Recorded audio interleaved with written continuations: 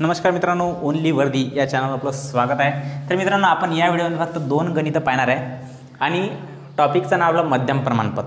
आता बघा, पहिले सांगून देतो, तुम्हाला असं वाटत मध्यम प्रमाणपद आम्हाला सगळ्याला येते। जर तुम्हाला समजा अशी संख्या आली 9 व 4 चं मध्यम प्रमाणपद काढा, तर आपली ट्रिक काय, 9 चौक 36 आणि त्याचा वर्गमूळ काढून उत्तर सांगायचं। 36 वर्गमूळ 6, त्याचा वर्गमूळ काढून गुणाकार करून वर्गमूळ काढून उत्तर सांगतो, हे असते मध्यम प्रमाणपद। पण ठीक आहे, पण इथं संख्या पहा कशा आहे, 10 आणि 18। मग याचा गुणाकार केला आहे तुम्ही, 18 आहे 180। चला, याचा वर्गमूळ काढायचा आहे, 180चं वर्गमूळ काढायचं आहे। किती येते? 180चं वर्गमूळ येते काय? येत नाही। मग ज्या संख्येचं वर्गमूळ येतच नाही, मग अशा वेळेस काय करायचं? काहीच नाही, एकदम चिल्लर गणित आहे हे। फक्त काही विद्यार्थ्याला असं वाटते की भरपूरच कठीण आहे। अवयव पाडा म्हटलं तर भरपूर कठीण वाटते, काही कठीण असते अवयव पाडणं, एकदम चिल्लर असते। पहा, ह्या 10चे आणि ह्या 18चे अवयव पाडायचे जाग्यावरच पाड तुम्ही। 10चे अवयव कसे तुमच्या मनात जे येईल ते, 5 2 10, 5 2 10। चला, 18चे कसे पडन? 9 2 18, 9 2 18 पाडले अवयव। आता एक वेळा अवयव पाडल्यानंतर ह्या 5चे अवयव पडते काय पाहून घ्यायचं, 5चे पडते का नाही। 9चे 3 3 9 पडते, पण सारखे अवयव पाडत नसते काय। आपल्याला काय पाहिजे, शेवटी वर्गमूळ निघाला पाहिजे। आपण काय करायचं, ह्या 4 संख्या आपल्याला भेटल्यानंतर आपली दुसरी ट्रिक आहे की याच्यातलं सारखं काय ते 5 सारखं। इथं सारखं काय, इथं 2 आहे, इथं 2 आहे, म्हणजे हे 2 हे 2 कॉमन घेऊन घ्यायचे। कॉमन घेऊन राहिलो, याच्यामागचं कारण आहे का, मी जर गुणाकार केला 2 2 4, मग 4चा वर्गमूळ निघते 2, मग शेवटी तेच येणार आहे ना, उत्तर 2च घ्यावं लागते। 2 2 4 केल्यानंतर वर्गमूळ 2च येणार आहे। मग काय करायचं, चला हा 2 आणि हा 2 सारखा आहे ना, कॉमन घेऊन घ्यायचा 2 एक वेळा गुणेला। अजून काय सारखं आहे याच्यातलं, हा 9चा वर्गमूळ निघते, म्हणजे 3 गुणेला 3 आणि ते, म्हणजे हा 9चा वर्गमूळ 3 घेऊन घ्यायचे। ज्याचा वर्गमूळ निघते ते वर्गमूळ घेऊन घ्यायचं।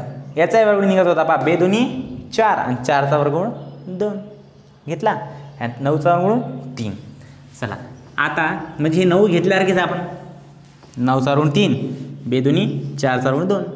आता पहा, ज्याचा वर्गमूळ निघते ते बाहेर ठेवायचं आणि ज्याचा निघत नाही ते ठेवायचं अंदर। ह्या वर्गमूळात काय उरलं, इथं आता 5च उरले फक्त, ते 5 अंदर ठेवायचे। जे उरलं शेवटी ते अंदर, काय ज्याचा वर्गमूळ निघते ते बाहेर, जे उरलं ते अंदर।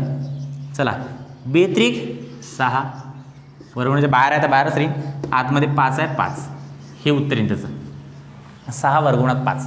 आता हे पहिलं तुम्हाला वाटलं असं थोडं, दुसरं गणित सांगितल्यानंतर एकदम दिमागात बसते सगळ्याच्या। पहा काय करायचं, 40 आणि 60चे मध्यम प्रमाणपद काढा। दोघाचा गुणा करून निघत नाही है ना, 4चा कम 2400, 2400चा म्हणून निघन काय नाही निघत। ते इथं जाग्यावरच आपण काय करू, अवयव पाडू जाग्यावरच। एकदम सोपी अवयव पाडणं म्हणजे काही मोठी गोष्ट नाही आहे। चला पहा, मी पाडतो 8 5 40 किंवा 20 2 40 हे पाडू शकता। 20 2 40, 20 3 60 सारखे होऊन जाते।